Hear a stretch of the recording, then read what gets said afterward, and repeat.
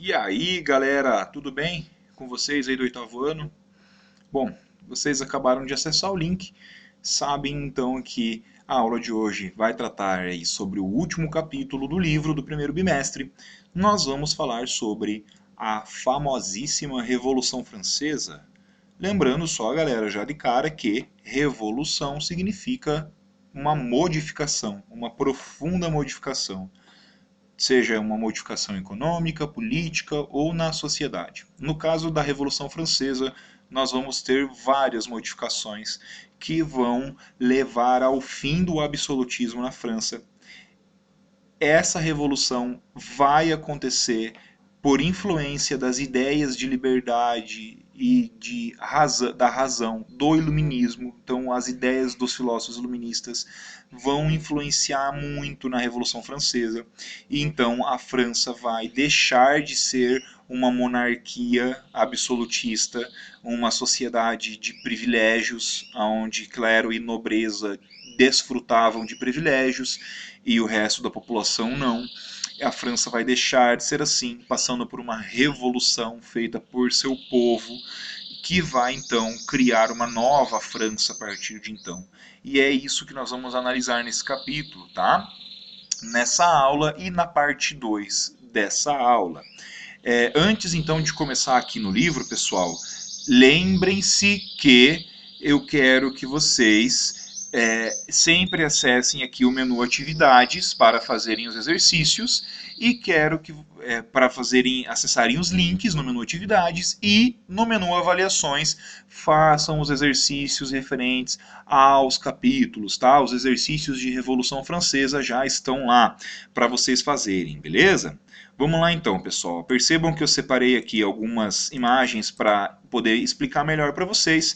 Peguem o livro aí de vocês, peguem o livro, peguem caneta, peguem marca-texto e deixem o vídeo rolando aí no computador ou no celular de vocês e muita atenção, galera.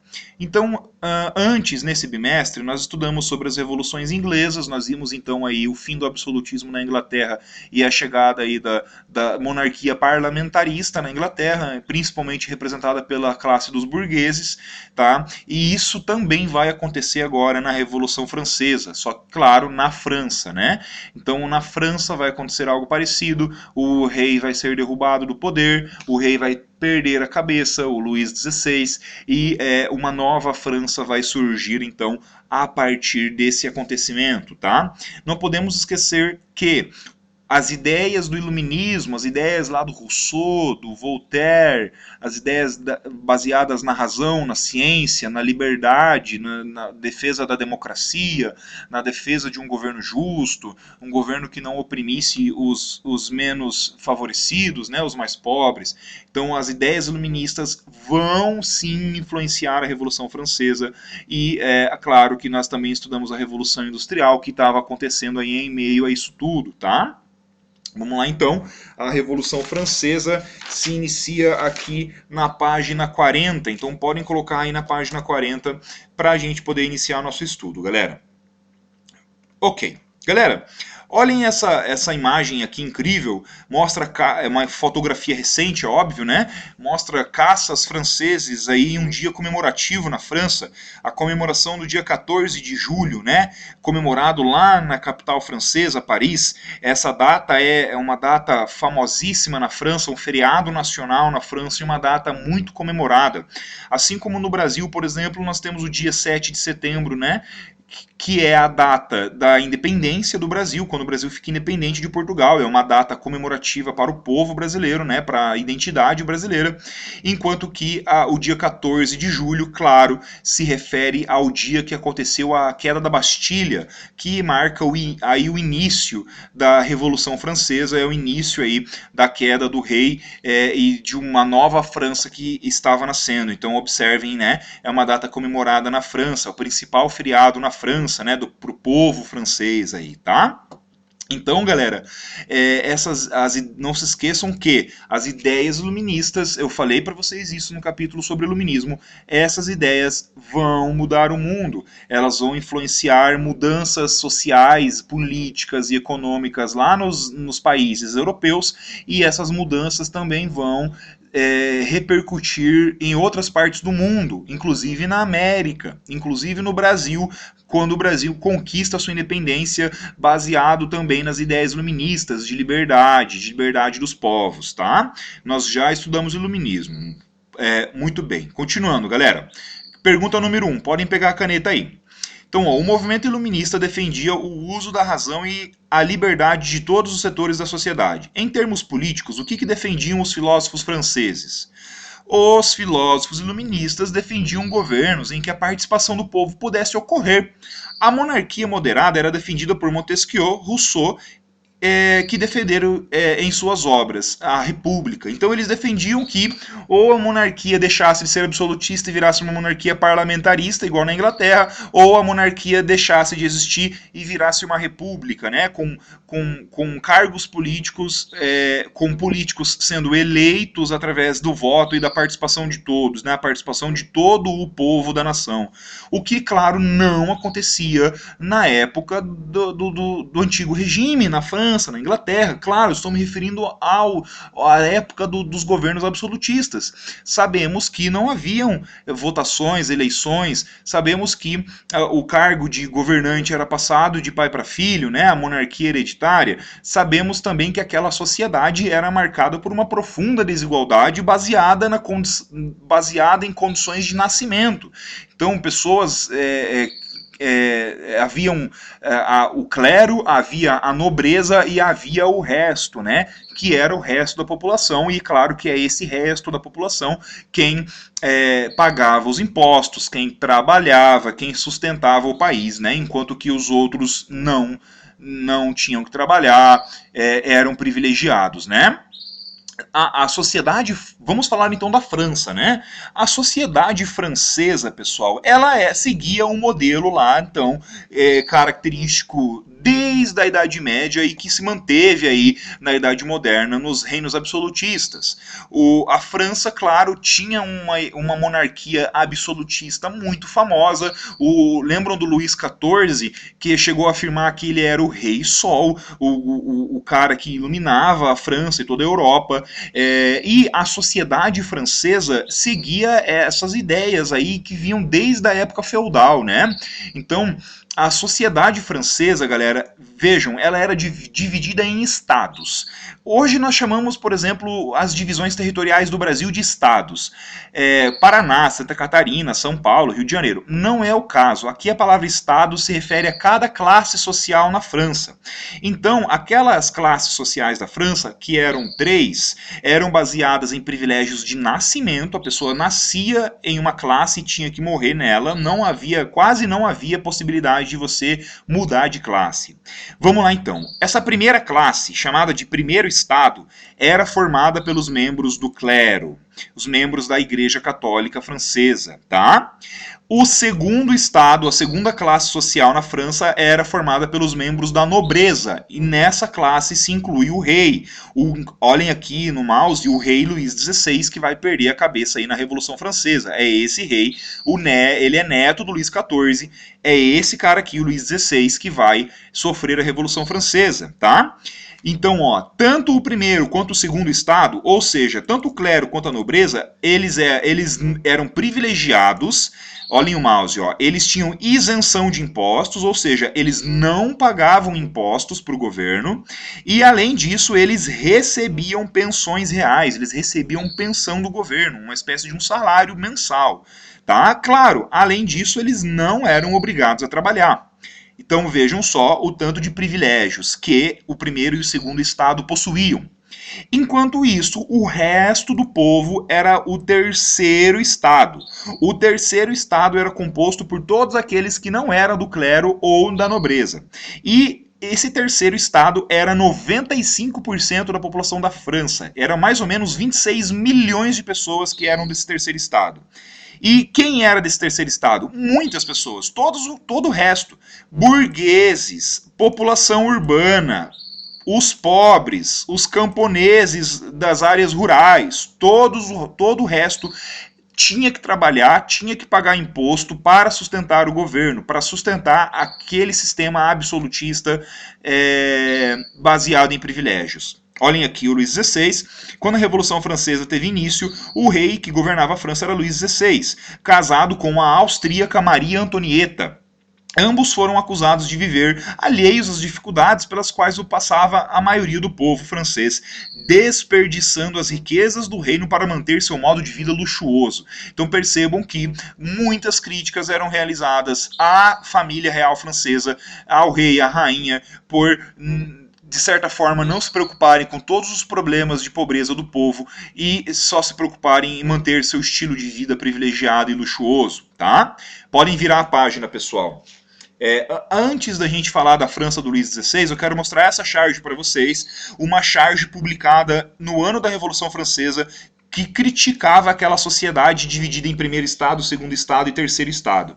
Observem aqui um camponês, olhem aqui, um camponês, um senhor camponês, carregando nas costas os membros do primeiro e do segundo estado. Ele o camponês representa o terceiro estado, aquele grupo de 26 milhões de pessoas que sustentava a França, enquanto que esse senhor aqui, ó, com a cruz católica, representa o clero, e aqui nós vemos a representação dos nobres da França, os quais tinham privilégios de nascimento, apenas por nascerem aí nas famílias da nobreza, ou por serem, aqui no caso do padre, um membro do clero, né?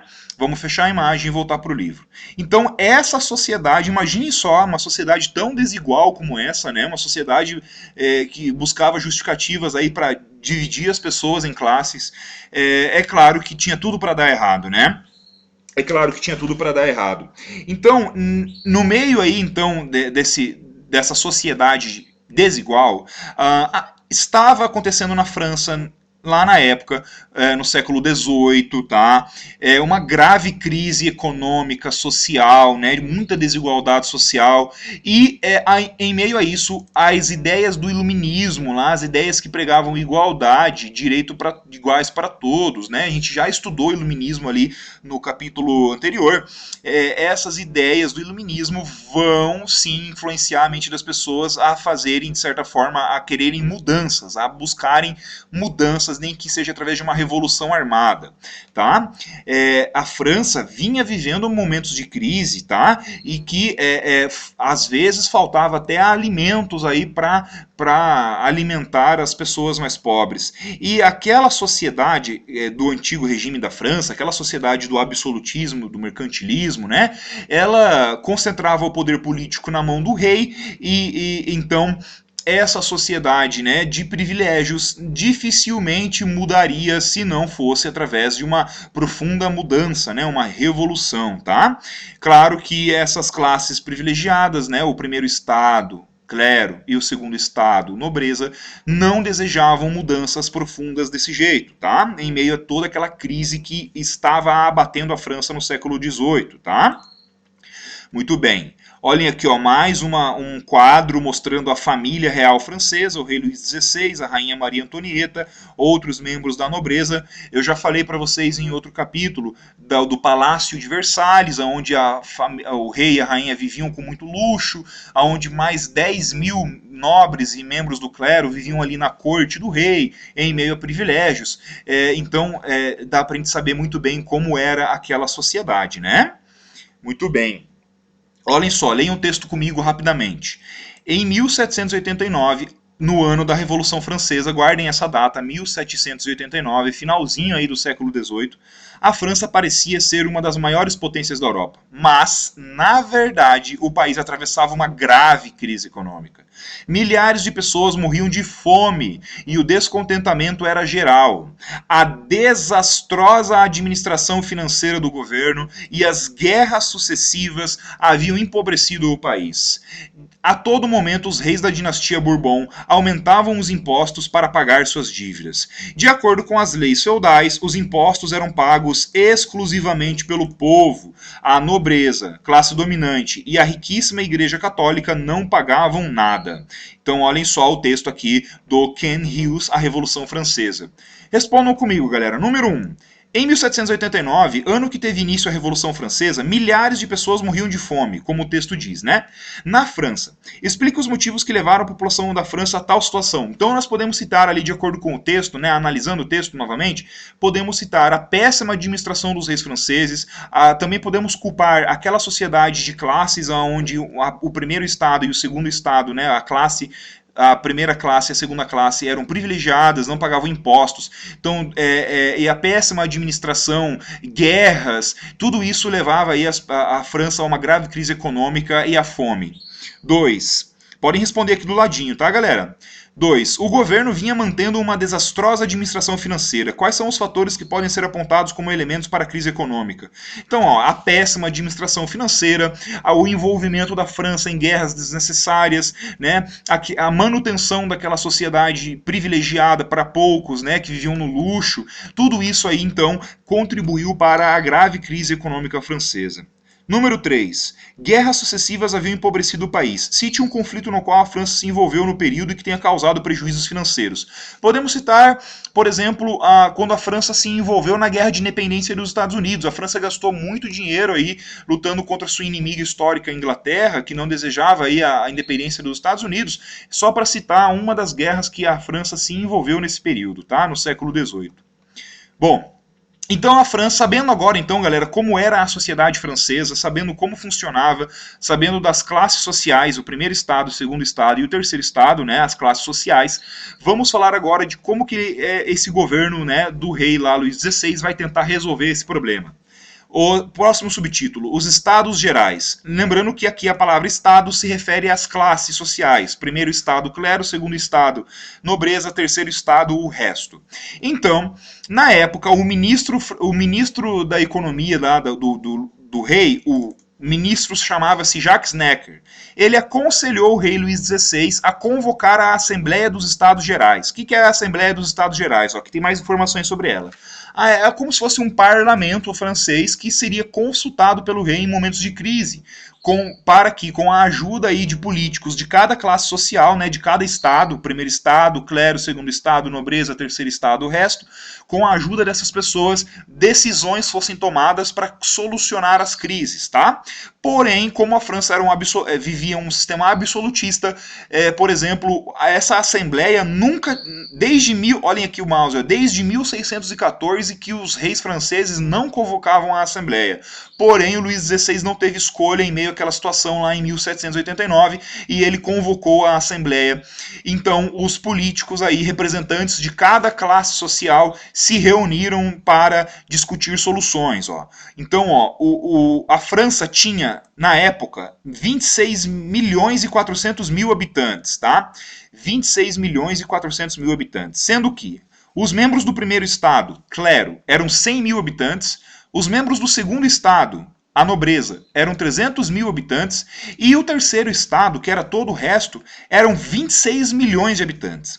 Então percebam que tinha muito mais gente no terceiro estado, e se existisse uma democracia, se existisse uma votação onde todos participassem, todos decidissem, é claro que o terceiro estado conseguiria aprovar as mudanças de interesse deles. Porém, não era assim que funcionava. A França, então, vivia uma sociedade diferente, as leis eram diferentes. Lá na reunião, o primeiro estado tinha quantos membros lá na reunião? 247. O segundo estado, os nobres, 188 membros. E o terceiro estado tinha 500 membros na reunião. Então, no total, aí nós temos quase 1.000 membros aí reunidos lá com o rei para tentar solucionar, votar melhorias para a França sair da crise. Então, logo que teve início a reunião, já começou a primeira treta, galera, lá na reunião. O primeiro impasse. O primeiro e o segundo estado, que eram os privilegiados, o clero e a nobreza, eles propuseram que na hora de votar as propostas, a votação fosse feita um voto por estado. Ou seja, seriam 3 votos, então, de acordo com a proposta deles. Um voto para o primeiro estado, clero, um voto para o segundo estado, nobreza, e um voto para o terceiro estado, que era o resto. Porém, na visão lá do terceiro estado, isso era injusto. Por quê? Porque o primeiro clero e o segundo o primeiro estado, o clero, e o segundo estado, a nobreza, votariam juntos e dessa forma eles sempre ganhariam qualquer votação lá na hora de votar uma proposta. E o terceiro estado sempre seria deixado de lado. Então, o terceiro estado sempre perderia na hora de votar. Dessa forma, o terceiro estado propôs uma outra forma de votação. Os políticos lá do terceiro estado, principalmente burgueses, escritores, médicos, propuseram um novo tipo de votação, de que a votação fosse feita por cada membro, por cabeça. Então, se fosse dessa forma, o terceiro estado teria 500 votos contra 435 do primeiro e do segundo estado juntos. Então, dessa forma, o terceiro estado conseguiria aprovar mudanças para beneficiar a esse povo, né, ao resto. Tá? É claro que então houve aí debate sobre como a votação dessas propostas aconteceria e o rei Luís XVI não queria que nenhuma mudança fosse feita, né? Ele ordenou o encerramento da Assembleia. Ele ordenou o encerramento da Assembleia, o que deixou os membros do terceiro estado, olhem aqui o mouse, ó, esses são os membros do terceiro estado, essa atitude do rei de encerrar a Assembleia deixou os membros do terceiro estado furiosos. E eles, membros do terceiro estado, decidiram formar uma nova Assembleia sem a participação dos membros do clero e sem a participação dos membros da nobreza. Eles então votariam sozinhos nessa nova Assembleia, chamada de Assembleia Nacional, olhem o mouse, e lá nessa Assembleia Nacional eles votariam mudanças para a França e levariam essas mudanças para o rei. Tá? Muito bem, olhem aqui então o terceiro estado revoltado, né? Bom, vou parar aqui um pouquinho, quero que vocês leiam as questões e respondam aí no livro de vocês, tá? O que levou o rei a encerrar a reunião? E quais eram os objetivos que moviam a burguesia para fazer uma nova assembleia, a Assembleia Nacional, tá? Muito bem, continuando. Então, a burguesia, nesse contexto, ameaçou suspender o pagamento dos impostos caso o rei mandasse o exército para acabar com a Assembleia Nacional, aquela Assembleia que eu acabei de citar, que o terceiro estado criou por conta própria. E, mesmo assim, o rei mandou o exército para acabar com essa Assembleia. Quando o rei, então, de uma maneira absolutista, mandou o exército para acabar, dissolver a Assembleia, o que aconteceu foi uma reação violenta por toda a França. O povo e os membros do terceiro estado, que eram 26 milhões de franceses, né, foram às ruas, saíram às ruas promovendo uma série de protestos. E um dos protestos mais famosos foi a invasão da Bastilha. O que é a Bastilha, galera? É essa prisão aqui em formato de castelo. Era uma prisão onde o rei lá, Luís XVI, mandava prender quem era inimigo político dele, quem não concordava com ele. O povo, olhem só, o povo invadiu o castelo e soltou todos os prisioneiros que ali estavam em uma clara demonstração de revolta, de sangue nos olhos aí do povo francês, que já não aguentava mais toda essa desigualdade e esse absolutismo aí do rei, e não aguentava mais aquela sociedade de privilégios que a gente falou agora há pouco, tá? Então, os protestos que começaram em Paris se espalharam pela França, por toda a França. Os camponeses, por exemplo, invadiram os castelos dos nobres lá nas fazendas, saquearam os castelos, botaram fogo nos castelos, destruíram os castelos. Os franceses são bem vida louca, né, galera? Então, esse episódio, que aconteceu em 14 de julho de 1789, é esse feriado nacional na França comemorado até hoje, que mostra aí, então, é uma data comemorativa para o povo francês que conseguiu enfrentar aquele governo absolutista, tá? E aquela sociedade desigual. Tá bom, galera? Bom, deixa eu ver aqui o que mais. Então, em meio a tantas revoltas, tantos protestos, os membros do primeiro e do segundo estado, que era o clero e a nobreza, foram obrigados a atender algumas das reivindicações aí do povo, tá? Entre esse povo, eu falo também a burguesia. A burguesia não era pobre, né? Eram os empresários, comerciantes, porém a burguesia também era do terceiro estado, tinha que sim pagar impostos também. Bom, então agora o que o povo então apoiou aí apoiou o terceiro estado a formar uma assembleia única para fazer reformas, é formada então uma Assembleia Nacional Constituinte. O que é isso, galera?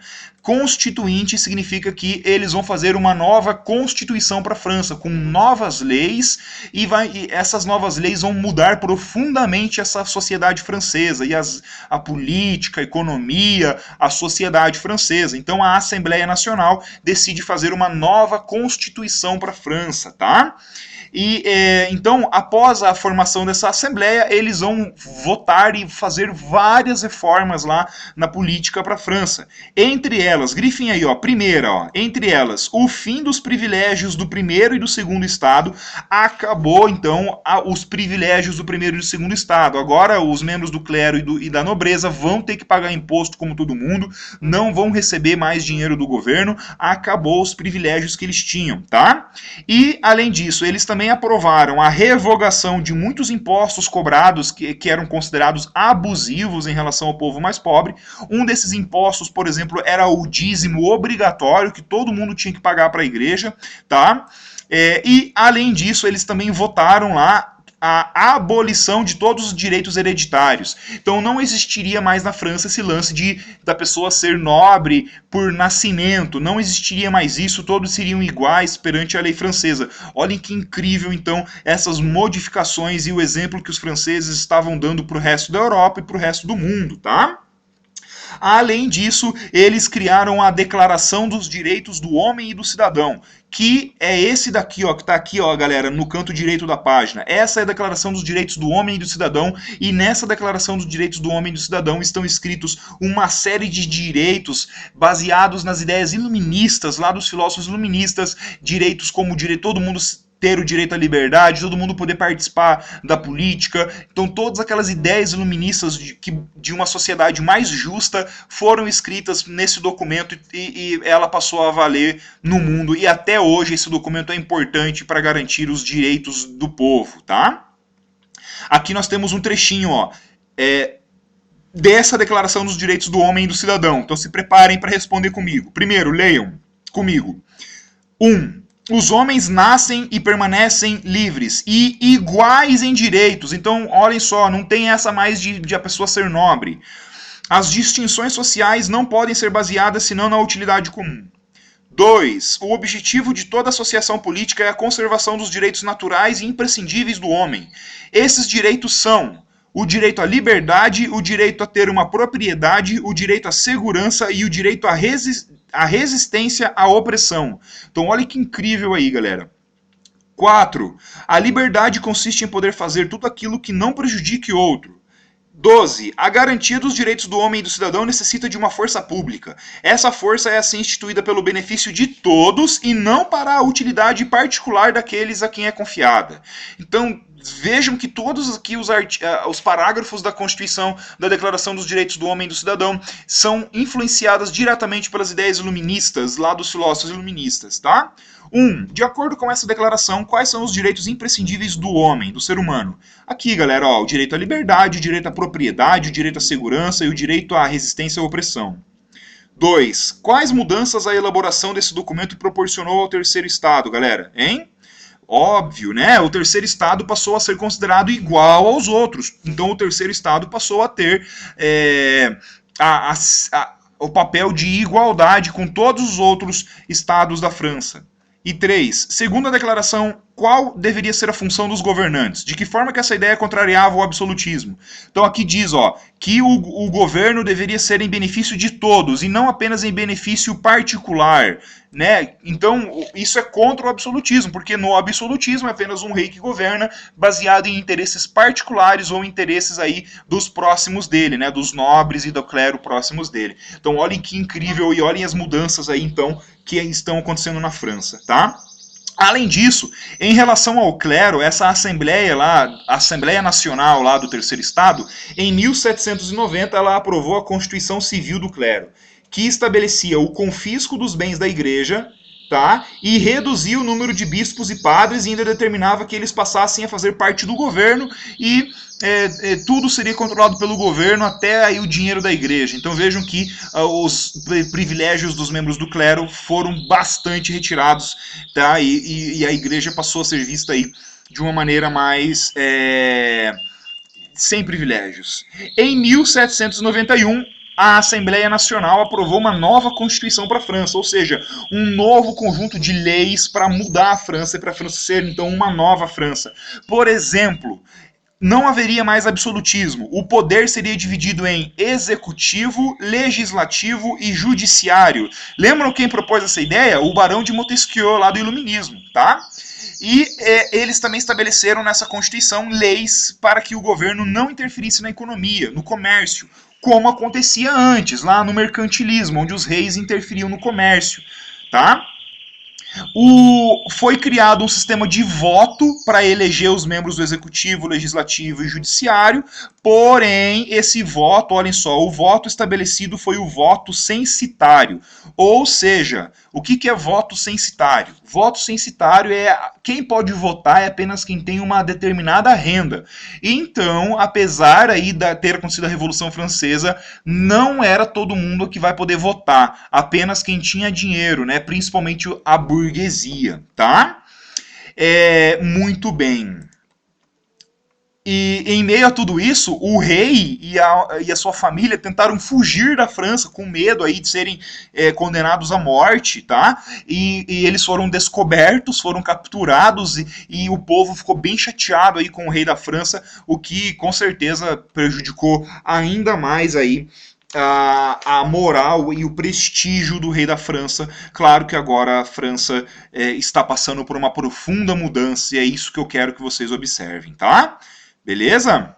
Então, o rei, né, depois de ter sido capturado lá na fuga, ele não teve alternativas e ele teve que jurar ser fiel a essa nova Constituição. Ele jurou, então, o rei perdeu seus poderes, igual aconteceu na Inglaterra, e a França virou uma monarquia constitucional, uma monarquia parlamentarista igual à Inglaterra. Porém, não acabou ainda. Nós vamos continuar falando sobre a Revolução Francesa na parte 2, beleza, galera? Então, não se esqueçam dos recados, participem dos vídeos, interajam, perguntem dúvidas, sempre fiquem atentos no menu atividades e sempre façam os exercícios do menu avaliações, beleza? Até a próxima!